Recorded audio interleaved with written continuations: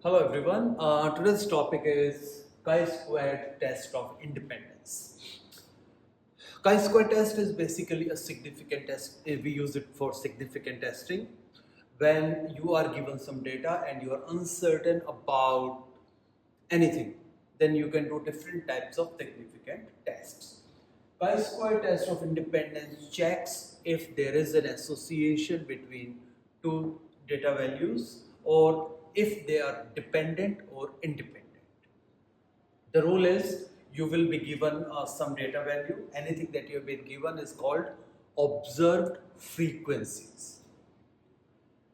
You use your calculations, then you find expected frequencies.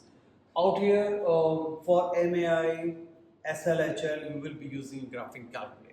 So you don't need to go into deep details of how these are calculated manually. You will be using your graphing calculator. But remember, anything that you have been given is called observed frequencies. And in your exam, you need to write observed frequencies and expected frequencies, p-value. All these are some key terms and key values that you need to write. Let's discuss it with the help of an example. This is a November 2025 IB exam paper question. It says Abigail is planning an end to school celebration. She asks all her classmates to choose both a main course and an ice cream flavor.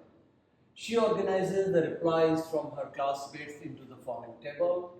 These are chocolate flavors and this is the main course. She would like to check at 5% significant level to see if main course choice is independent of the ice cream flavor choice. So how do we do this? Let's start. Part A. Find the total number of classmates who replied. So add them all and it is going to be 150. So she did survey between 150 classmates. Write down the null hypothesis. Null hypothesis is always independent. In the case of chi-square test of independence, your null hypothesis will always be parameters are independent of each other. So in this case, it will be ice cream flavor and the main course choice are independent. So how will you write this? You write it as H naught.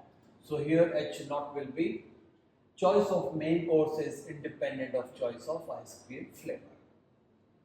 And what will be your alternate hypothesis here? We call it H1. This will be choice of main course and choice of ice cream are dependent upon each other, right? So how do we do this? We can just use the calculator. Remember, these values that have been given are observed frequencies because you are observing them.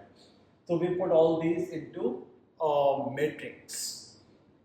It is going to be 1, 2, 3 by 4 matrix. So first thing we do is we create a matrix and then fill in these values. Then we will see how it is done.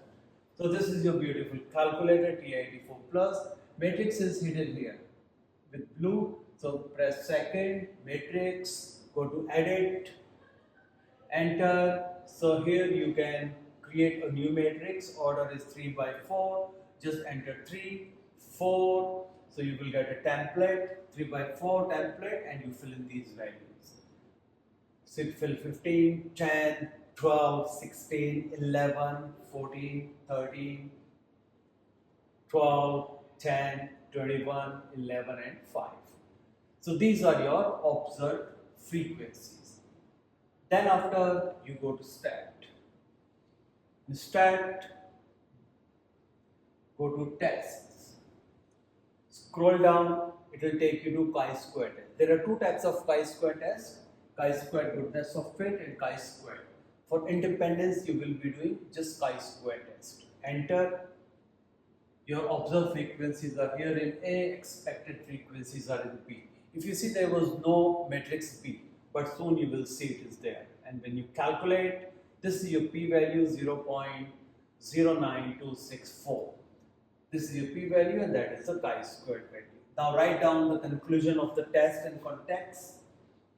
So your p-value is more than your significance level it means you have insufficient evidence to reject null hypothesis because your critical value, I mean your chi-squared value is lying in the acceptance region. Now if you see, matrix 2 was not there before. Now it has been generated, so go to matrix 2 and enter. These are expected frequencies. Now you see some of these are in decimals. You can convert it to fraction by pressing math, convert to fraction and enter. So this is what you get.